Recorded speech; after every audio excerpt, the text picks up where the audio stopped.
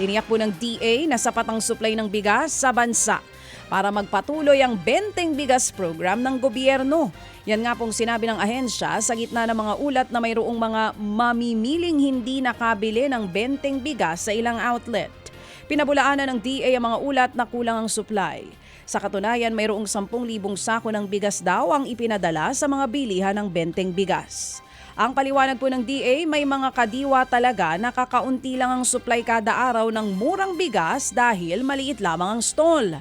Tumaas din daw ang demand para sa murang bigas at nasasagad ang kapasidad sa manpower trucking o di kaya'y pagpapadala ng bigas. Nagprotesta naman po ang mga magsasaka sa harap ng opisina ng NFA, dyan po yan sa Malolos sa Bulacan. Ang kanilang panawagan, bilisan ng gobyerno ang pamamahagi ng ayuda sa kanilang hanay. Sa taas daw kasi ng presyo ng petrolyo, lumobo na ang kanilang gastusin sa produksyon ng bigas. Hindi na rin daw sapat ang pagtaas ng buying price ng NFA sa kanilang palay dahil limitado lang naman din ang procurement kaya't iilan lamang ang nabibilhan ng ani. Halos wala rin daw ang bagang pagpataw ng price cap sa imported na bigas sa pagpapataas ng farm gate prices. Naglunsad naman po ang DTI ng loan program para sa mga PUV driver o operator na gustong bumili ng electric vehicle o di kaya EV. Ayon po sa DTI, inaasahang makatutulong ito para maging mas abot kamay o abot kaya ang paglipat sa paggamit ng EV sa gitna po ng krisis sa langis.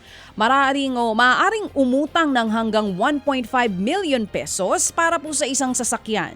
Kung higit sa isa ang balak na bilhin, maaaring humiram ng hanggang 3 milyong piso. Pwede raw itong bayaran sa loob po ng hanggang 5 taon. Mga kapatid, para sa iba pang mga balita at impormasyon, sundan niyo po kami sa X, Instagram, Facebook at syempre sa TikTok, True Network PH. Mag-subscribe din po kayo sa aming YouTube channel, True Network. May website din po tayo, truenetwork.ph at pwede niyo rin po kaming mapanood sa Channel 19 ng aming True FM TV. Lagi pa rin makinig sa radyo dito po sa 105.9 True FM dahil ito, laging true sa'yo, kapatid. Ito tayo sa totoo, tunay at tapat.